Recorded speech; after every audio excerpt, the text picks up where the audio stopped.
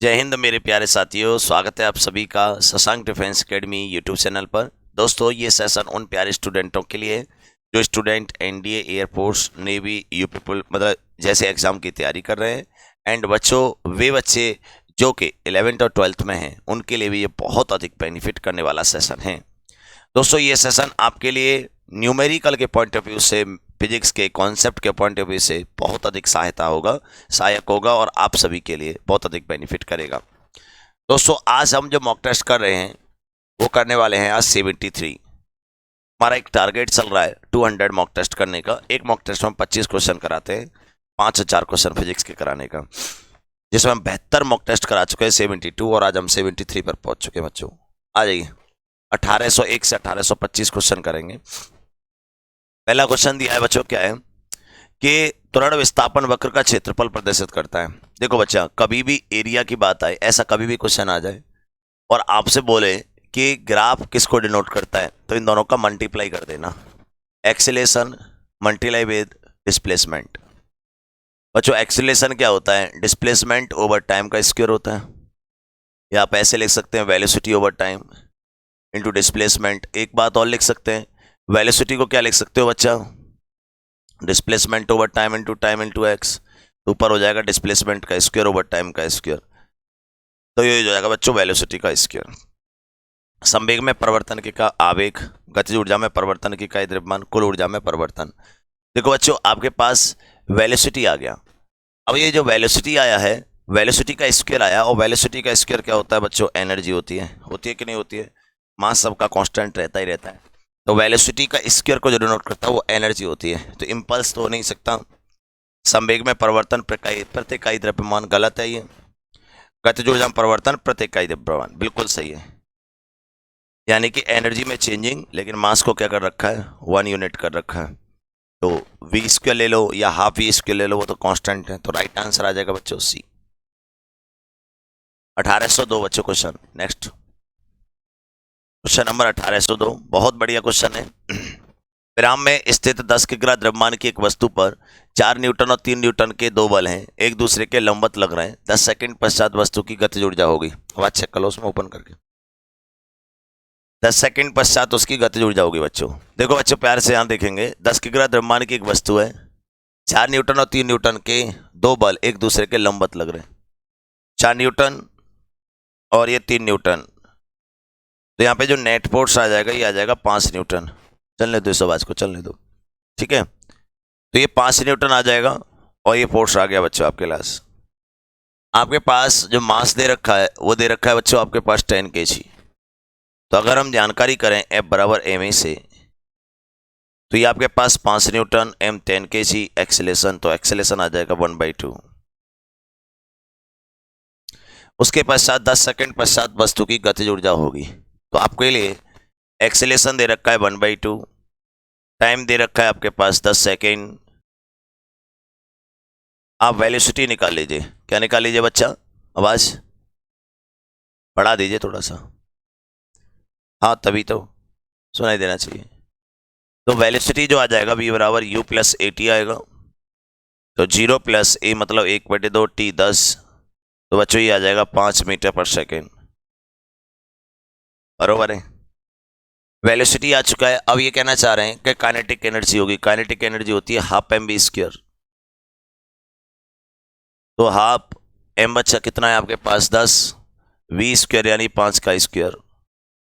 तो बच्चों ये हो जाएगा 5 और ये हो जाएगा 125 जूल। तो ये है बच्चों क्वेश्चन, बहुत बढ़िया क्वेश्चन है। ऐसे क्वेश्चनों का ध्यान रखना चाहिए, क्योंकि कई तरीके से क्वेश्चन को तोड़ा मोड़ा गया है। 1803 क्वेश्चन नंबर।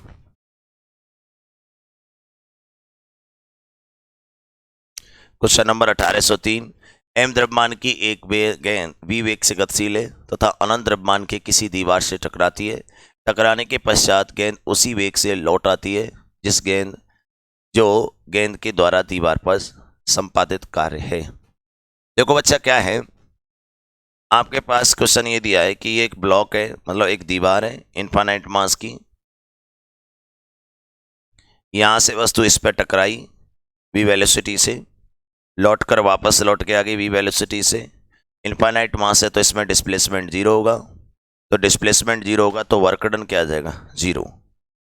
ठीक है, वर्क डन क्या आ जाएगा बच्चों, जीरो आ जाएगा, क्योंकि डिस्प्लेसमेंट जीरो होगा। 1804 बल युग्म उत्पन्न करता है। अगर किसी भी वस्तु पर दो बल लग जाएं, ऐसे और ऐसे, तो पक्का उस वस्तु को वो घुमा देंगे। ये बात ध्यान रखिएगा, एक बल ऐसे लग जाए और एक बल ऐसे, तो वस्तु को पक्का घुमाएंगे। ये गलत है, घूर्णन गति। बिल्कुल करेक्ट है बच्चों, बम्बई। या दो द्रव्यमान के बीच की दूरी दोगुनी कर दी जाए तो उनके बीच गुरुत्वाकर्षण बल, ग्रेविटी फोर्स जो होता है वो 1/r² के प्रोपोर्शनल होता है। अगर आप इसे डबल कर देंगे तो जो फोर्स है वो 1/4 हो जाएगा बच्चा। 4 गुना हो जाएगा, आधा हो जाएगा, 2 गुना हो जाएगा, 1/4 हो जाएगा, 1/4। खींचे हुए तार में प्रति इकाई आयतन संचित ऊर्जा होगी। बच्चों वही है, आपके पास 1/2 stress cross strain cross volume, per unit volume में इसका 1/2 स्ट्रेस क्रॉस स्ट्रेन ये होता है। अब इसको आप या स्ट्रेस क्रॉस स्ट्रेन में नहीं दे रखा है तो आप यंग मॉडुलस कोएफिशिएंट की हेल्प ले सकते हैं।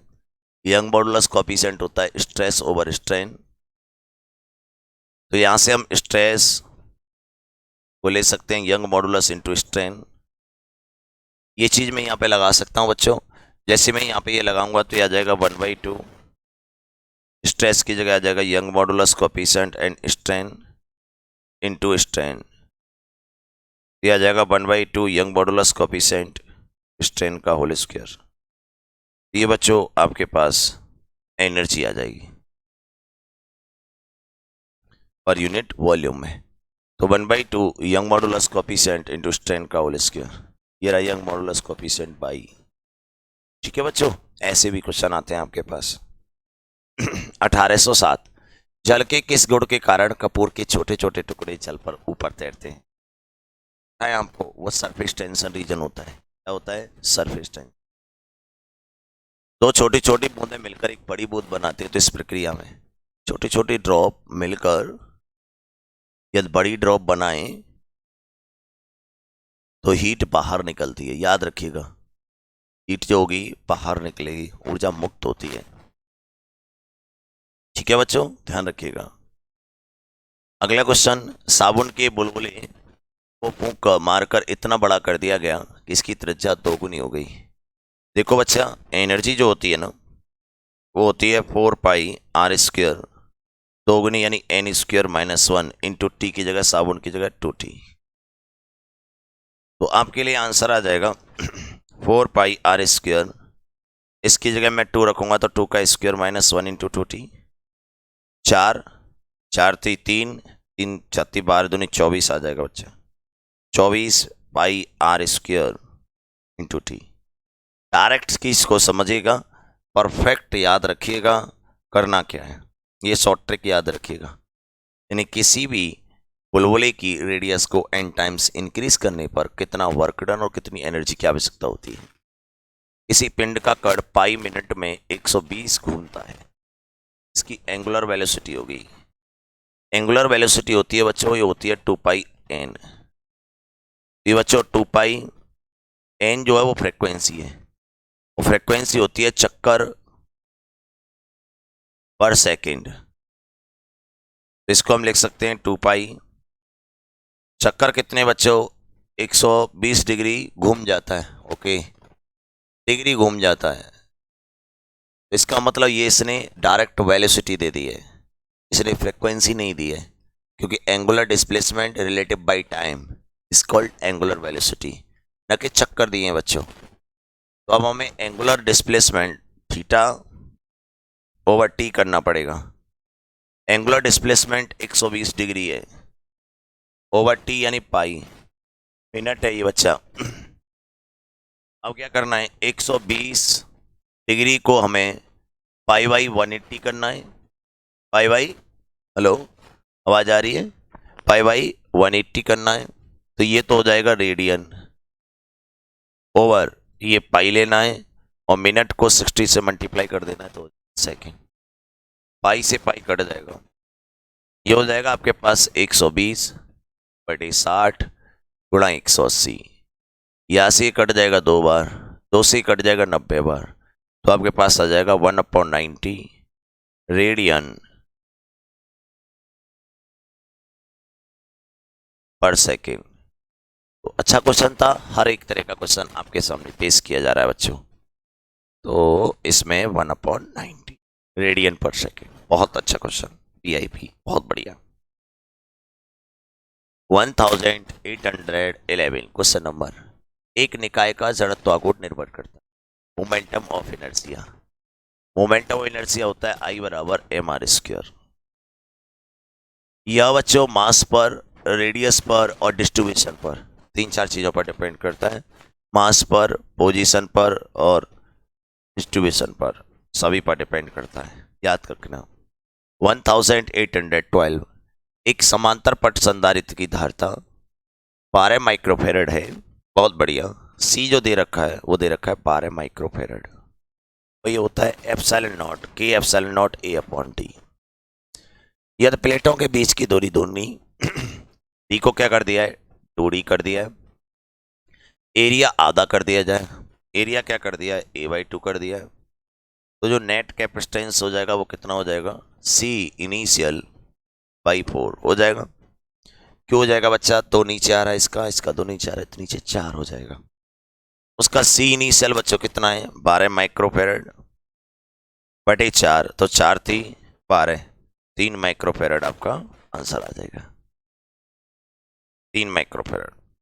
क्वेश्चन नंबर 1813, पारे की 64 छोटी छोटी बूंदें मिलकर प्रत्येक पर आवेश क्यू है, त्रिज्या R है।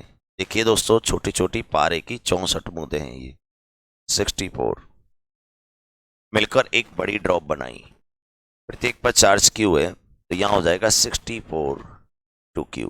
पहली बात, इसकी प्रत्येक की रेडियस R है, तो इसकी जो रेडियस हो जाएगी वो आ जाएगी स्मॉल r की पावर 1/3 स्मॉल r n की पावर 1/3। तो स्मॉल r n कितना दे रखा है मेरे पास, 64, 64 की पावर 1/3, ये हो जाएगा 4r। ये बड़ी बूंद की रेडियस हो जाएगी। प्रत्येक छोटी बूंद के पृष्ठावेश घनत्व, चार्ज डेंसिटी ऑफ छोटी ड्रॉप बड़े चार्ज डेंसिटी ओवर बड़ी ड्रॉप, क्या होता है, हो गया कम। चार्ज डेंसिटी क्या होती है, चार्ज ओवर एरिया।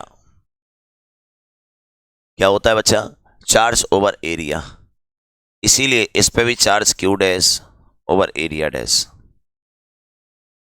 अब हमें ये करना होगा कि बच्चा चार्ज बटे charge dash into area dash बटे एरिया। चार्ज तो क्यू है, चार्ज डैश बड़ी बूंद का कितना है बच्चों, 64 क्यू, इंटू एरिया होता है बच्चों πr²। तो कैपिटल R है ये, कैपिटल R² पाई बटे पाई स्मॉल r², 4 पाई एरिया, क्यू से 4 पाई से, क्यू से 4 पाई से कट जाएगा बच्चों। ये मेरे पास आ जाएगा capital R² over 64 small r²। Capital R की जगह मैं लगा सकता हूँ 4 इंटू स्मॉल r, तो मेरे पास आ रहा है कैपिटल R² बटे 64 स्मॉल r²। कैपिटल R की जगह आ रहा है 4 इंटू स्मॉल r का होल स्क्वायर बटे 64 इंटू स्मॉल r²। 4 का होल स्क्वायर 16r² बटे 64 r², ये कट जाएगा और 1/4 आ जाएगा बच्चों, 16 चौक 64। बहुत बढ़िया क्वेश्चन है, अच्छा क्वेश्चन निकला। एक एक चीज क्लियर करके दिखाइए, आपको समझना चाहिए। हो गया 1814 आए नहीं है क्या,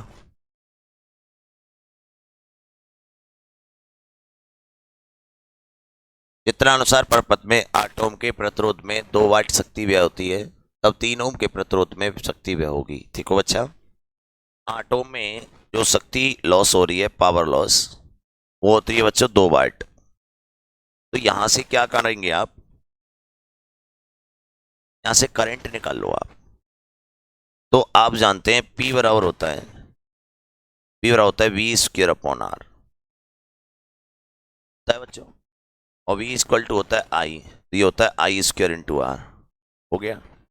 अब बच्चों आपके पास जो पावर दे रखी है वो दे रखी है 2 वाट, मेरे को आई स्क्वायर निकालना है, रेजिस्टेंस है 8 ओम। तो यहाँ से आई स्क्वायर की वैल्यू जो आ जाएगी वो 1/2 1/4, और करंट आई का मान आ जाएगा 1/2 एम्पियर। ठीक है, आप जानते हैं ये 8 ओम है और ये 4 ओम है, यहां से 1/2 एम्पियर करंट बह रहा है, ये रेजिस्टेंस डबल है, ये रेजिस्टेंस आधा है, तो यहां से 1 एम्पियर का करंट बहेगा, तो यहां से करंट आ जाएगा 1 एम्पियर। तो 1 एम्पियर करंट इससे बहेगा, तो यहां पे अगर मैं पावर लॉस निकालूं टी डैश, तो वही लग जाएगा आई स्क्वायर इंटू आर। आई की जगह 1 का स्क्वायर और रेजिस्टेंस की जगह 3, तो बच्चों कितना आ जाएगा 3 वाट। क्या आ जाएगा बच्चों 3 वाट। तो बहुत ही बढ़िया क्वेश्चन है, सिंपल। नीचे से हमने आई निकाल लिया, कंपेयर से आई वहां का निकाल लिया, आई स्क्वायर इंटू आर करके पावर लॉस आ गई 1815। जड़त्व आघूर्ण के बारे में अगर हमसे पूछा जाए, सही करो इसे, जड़त्व आघूर्ण तथा कोणीय त्वरण के गुणनफल की राशि है।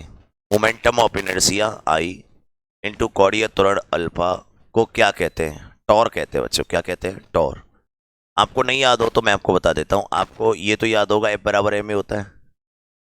रोटेशनल में एम को बच्चा आई कहते हैं, और ए को बच्चा अल्फा कहते हैं, और एफ को बच्चों टाउ कहते हैं। तो सब तो क्या हो जाता है, ये बलाकोड हो जाता है। 1816 किसी वस्तु पर नियत बलाकोड लगने पर बच्चों, अगर टाउ अगर कांस्टेंट है, जिस प्रकार आपने देखा होगा फोर्स कांस्टेंट हो तो क्या होता है, उसी के अकॉर्डिंग रेखीय संवेग बढ़ेगा।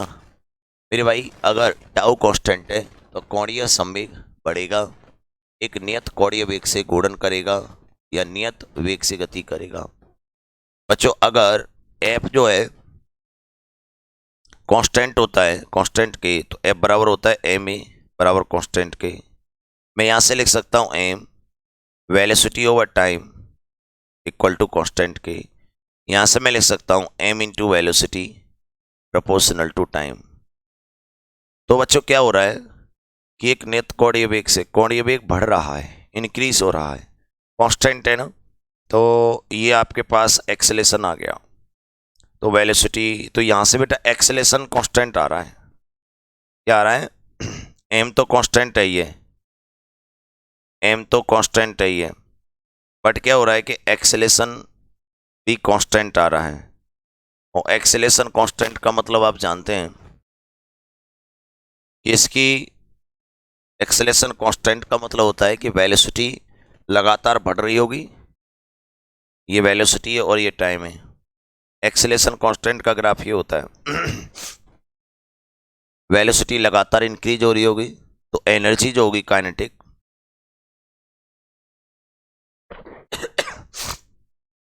आप एम बी स्क्वायर से लगातार इंक्रीज हो रही, समझ गए। तो ये लीनियर की बात हो गई, वही एंगुलर में हो जाएगा बच्चों। तो कोणीय वेग बढ़ेगा, बिल्कुल सही है, एंगुलर वेलोसिटी बढ़ेगी।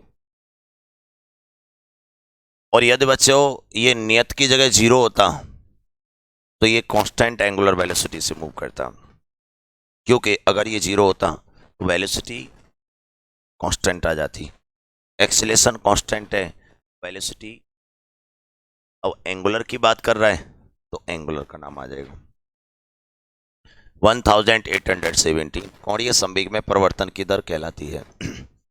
कोणीय संवेग में परिवर्तन की दर, जिस प्रकार आपने लीनियर मोमेंटम नहीं पढ़ा, DP over D external force होता है, उसी प्रकार डीजे बटे डी टॉर होता है, बलाघूर्ण होता है। तो कोणीय त्वरण, कोणीय वेग, बल और बलाघूर्ण, ठीक है। न्यूटन का सेकंड लॉ था वो। एक व्यक्ति घूमते स्टूल पर भुजाएं फैलाए बैठा है, यकायक वह भुजाएं सिकोड़ लेता है, उसके कोणीय वेग पर क्या प्रभाव पड़ेगा। देखो बेटा क्या होगा, सबसे पहले हमें मोमेंटम इनर्शिया देखना चाहिए। आई बराबर होता है एम आर स्क्वायर, अगर वो भुजाएं सिकोड़ लेगा तो क्या हो जाएगा, आर कम हो जाएगा, जिससे मोमेंट ऑफ इनर्शिया कम हो जाएगा पहली बात तो उसका कोणीय वेग घट जाएगा, जड़त्वागुण घट जाएगा, कोणीय वेग नियत रहेगा, कोणीय संवेग बढ़ जाएगा। देखो एंगुलर वेलोसिटी के बारे में हम कुछ नहीं कह सकते, लेकिन हम इतना जरूर जानते हैं कि मोमेंट ऑफ इनर्शिया डिस्टर्ब हो जाएगा, क्योंकि मोमेंट ऑफ इनर्शिया डिस्ट्रीब्यूशन पर डिपेंड करता है, तो उसका जड़त्वागुण घट जाएगा बच्चा। बात बच्चों समझ में आई, जड़त्वागुण क्या हो जाएगा, घट जाएगा। और हम कोणीय वेग एंगुलर वेलोसिटी के बारे में बात कर रहे हैं, तो भुजाओं को सिकोड़ने पर एनर्जी कंजर्वेशन के अकॉर्डिंग उसकी एंगुलर वेलोसिटी कायदा से, क्योंकि जब हम जानते हैं कि हाफ एम बी स्क्वायर होता है और इसी से बच्चों रोटेशनल बनता है हाफ आई ओमेगा स्क्वायर, जब आप इसे कांस्टेंट रखते हैं तो आई के घटने से ओमेगा बढ़ना चाहिए, समझ रहे हैं ना आप। उसने कहा है कोणीय वेग घट जाएगा, गलत है, कोणीय वेग नियत रहेगा, गलत है, कोणीय संवेग बढ़ जाएगा। बच्चों एंगुलर वेलोसिटी के बारे में देख लें, तो हमने ये देखा है एक तो मोमेंट ऑफ इनर्शिया घटेगा एंड एंगुलर वेलोसिटी बढ़ेगी। अगर आपको दिक्कत हो कि भैया मैं इसे एंगुलर मोमेंटम को और समझाइए, तो बच्चों लीनियर काइनेटिक एनर्जी आपने पढ़ा होगा पी स्क्वायर अपॉन 2m पढ़ा होगा। इसी से बनता है बच्चों एंगुलर काइनेटिक एनर्जी, पी की जगह आ जाएगा जे स्क्वायर अपॉन 2m की जगह आई आ जाएगा। अब ये कांस्टेंट है तो जे स्क्वायर प्रोपोर्शनल टू क्या आ गया, आई आ गया। यहां हम इसको लिख सकते हैं जे प्रोपोर्शनल टू रूट आई। अब बच्चों आपका पता है कि आई घट रहा है तो एंगुलर मोमेंटम भी घटेगा, तो ये बोल रहा है बढ़ेगा, तो ये भी गलत है, ये भी गलत है, ये भी गलत है। एक ही चीज सही है, वो है जड़त्वागुण घट जाएगा। एक एक चीज को सावधानी के साथ बताया, प्लीज याद रखिएगा, बहुत इंपॉर्टेंट था। 1819 एम द्रव्यमान का एक कण आर त्रिज्या के वृत्ताकार पथ पर घूर्णन कर रहा है, इसका कोणीय संवेग जे है, तो कण पर लगने वाले अवकेंद्रीय बल होगा। देखो बच्चों अवकेंद्रीय बल लीनियर मोमेंटम को समझने का कोशिश करें, मतलब एंगुलर मोमेंटम का, एंगुलर मोमेंटम के आधार पर। बच्चों अवकेंद्रीय बल जो होता है, सेंट्रीफ्यूगल फोर्स जो होता है, वो होता है M B square upon R, यही होता है बच्चों। लेकिन अब हमें क्या करना है, अब इसको एंगुलर में कन्वर्ट करना है, तो हम इसको क्या लिख सकते हैं, एम वी की जगह लगा सकते हैं हम आर ओमेगा का होल स्क्वायर बटे आर।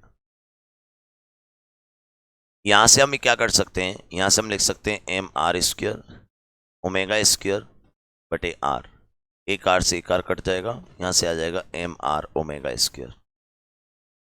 ठीक है बच्चों, अब हमें ये देखना है एंगुलर मोमेंटम के रूप में लाना है, तो बच्चों एंगुलर मोमेंटम जे जो होता है, एंगुलर मोमेंटम हम डायरेक्ट कर सकते थे क्या, ऐसे हम कर तो सकते थे यार, क्योंकि एंगुलर मोमेंटम होता है लीनियर मोमेंटम इनटू डिस्टेंस होता है, तो यहाँ से हम लीनियर मोमेंटम की वैल्यू लगा देते जे अपॉन आर, तो ये डायरेक्ट हो जाता क्वेश्चन, इतना करने की आवश्यकता नहीं थी। क्योंकि बच्चों हम इसको ऐसे लिख सकते हैं कि एम और वी स्क्वायर, एम का ऊपर नीचे मल्टीप्लाई कर दो, M square V square upon R into M, और एम बी को लिखा जा सकता है P square upon R into M, और पी की जगह मैं लिख सकता हूँ J square over R square into R into M, तो ये आ जाएगा बच्चों जे स्क्वायर बटे आर की पावर 3 इंटू एम। ठीक है बच्चों, आर की पावर 3 इंटू एम, देखो ये आ गया जे स्क्वायर बटे एम आर की पावर 3, तो आराम से हो गया, बहुत बढ़िया क्वेश्चन। एक बार देख लें, हमने एंगुलर मोमेंटम को लिख दिया लीनियर मोमेंटम इनटू डिस्टेंस, वहां से लीनियर मोमेंटम की वैल्यू ले आई angular momentum upon distance, centrifugal जो फोर्स होता है फ्यूगल, तो वो M B square upon R होता है, एम का ऊपर नीचे मल्टीप्लाई कर दिया तो ये हो गया मोमेंटम का square upon R into M. Momentum को इस तरीके से लिख दिया, कैलकुलेशन आंसर 1820 एक पंखा 50 हर्ट्ज की आवृत्ति से घूम रहा है, तो इसकी कोणीय चाल होगी। देखो बच्चा फ्रीक्वेंसी जो दे रखी है वो दे रखी है बच्चों 50 हर्ट्ज, एंगुलर वेलोसिटी पूछी है तो ये होती है 2 pi upon N, 2 pi upon T या 2 पाई एन, तो इसको हम लिख सकते हैं 2 पाई और एन की जगह 50, तो बच्चों ये आ जाएगा 100 पाई रेडियन पर सेकेंड, 100 पाई रेडियन पर सेकेंड। सी इंटू आर की डायमेंशन किसके तुल्य है? देखो बच्चों, ये कैपेसिटेंस है, ये रेजिस्टेंस है। ध्यान होना चाहिए आपको हर तरीके से समझने का। सी इंटू आर, आप एक चीज पढ़ते हो एक्सएल एक्सी बराबर, एक तो पढ़ते हो चलो एक्सएल बराबर ओमेगा एल, और एक पढ़ते हो एक्सी बराबर 1/ओमेगा सी। यहां से क्या करना है, सी को उठाना है, तो ये हो जाएगा 1/ओमेगा इंटू एक्सी। सी की वैल्यू यहां लगा दो क्योंकि ये रेजिस्टेंस है। सी का मान यहां लगा देंगे 1/ओमेगा into XC into resistance R. बच्चों इसकी यूनिट लिखोगे ना, यूनिट मात्रक लिखो। मात्रक में 1/ओमेगा को लिख सकता हूं मैं, ओमेगा को लिख सकता हूं पर सेकंड, प्रति सेकंड, और इसको लिख सकता हूं मैं ओम, इसको लिख सकता हूं ओम, ओम से ओम कट जाएगा, पर सेकंड ऊपर चला जाएगा, तो 1/1 सेकंड, पर सेकंड का मतलब ये होता है ऊपर जाएगा तो ये सेकंड, सेकंड बोले तो टाइम, और ये टाइम पीरियड के बराबर हो जाएगा। बहुत बार पूछा जाता है ऐसा क्वेश्चन। रखिएगा 1822, परमाणु की प्रभावित त्रिज्या होती है, सब जानते हैं 1 फर्मी होती है। क्या होता है बच्चों, 1 फर्मी, और इसकी वैल्यू 10⁻⁻15 मीटर होती है बच्चा। दिल्ली। एक बल्ब पर 60 वाट और 120 वोल्ट लिखा है, बल्ब में प्रयुक्त तार का प्रतिरोध होगा। देखो बच्चों, P जो लिखा है वो लिखा है 60 वाट, और बच्चों पोटेंशियल जो लिखा है वो लिखा है 120 वोल्ट। तो आपके पास P जो होता है वो होता है V²/R। मैं इसको लिख सकता हूँ V² यानी 144/00/R60, यानी P, ये P हो जाएगा तो ये हो जाएगी बच्चों R की वैल्यू। उठा दिया, इधर उधर कर दिया बच्चों, 60 ये कट जाएगा, 6 से 6 दूनी 12, 6 चौक 24, 0, और ये रेजिस्टेंस आ जाएगा, तो रेजिस्टेंस आ जाएगा 240 ओम। एक गेंद H ऊंचाई की दीवार के सिर से छोड़ी जाती है, बहुत बढ़िया। H हाइट से एक बॉल को छोड़ा जा रहा है जो T सेकंड में जमीन तक पहुंच जाती है, बहुत बढ़िया। T सेकंड में T की वैल्यू आ जाएगी √2H/g, ये आ गया हमारे पास। T/3 सेकंड में कण की पोजीशन बतानी है। T/3 सेकंड मैंने मान लिया यहां से यहां तक लगता है उसको T/3 सेकंड, ये हो जाएगा √2H'/g। H' ले लिया है, T का वैल्यू लगा दीजिए, इंप्लाइज दैट T का वैल्यू है बच्चों 1/3, T का वैल्यू √2H/g बराबर रूट के अंदर 2H'/g। G से G कट गया, 2 से 2 कट गया। आपके पास जो मिला है वो मिला है 1/² कर दूं, बाद में कर देंगे, 1/3 √H बराबर रूट के अंदर H', तो H' की जो वैल्यू आ गई है वो आ गई है H/3, H/9। और ये जो H' आया है ये है H', तो नीचे से हाइट आ जाएगी, ये आ गई है H/9, तो नीचे से आच आ जाएगी 8H/9, घटा देना है ना H में से, देख लेना आपको क्या दे रखा है। मीटर फ्रॉम द ग्राउंड, गलत है ये तो, मीटर फ्रॉम द ग्राउंड ये भी गलत है। 8H/9 metre from the ground correct सही है, सी, ग्राउंड से 8H/9। लास्ट क्वेश्चन 1825, 1 मीटर लंबे दो समांतर तार के बीच में 1 मीटर की लेंथ है, ये एक ओके, ये बच्चों एक एम्पियर की डेफिनेशन को फॉलो कर रहा है। एक वायर है और ये वायर है, इन दोनों में करंट दौड़ रहा है I1 I2, इन दोनों के बीच की डिस्टेंस है R, और इनकी L लंबाई पर लगने वाला फोर्स याद होगा आपको। ये जो फोर्स होता है बच्चों वो होता है μ0/4π 2 I1 I2 over R² into L, ये फोर्स लगता है बच्चों, ठीक है। अब इस फोर्स की वैल्यू के बारे में पूछा गया है कि दोनों में करंट 1 एम्पियर है, 1 मीटर के डिस्टेंस पर है और 1 मीटर की लेंथ पर कितना फोर्स लगेगा।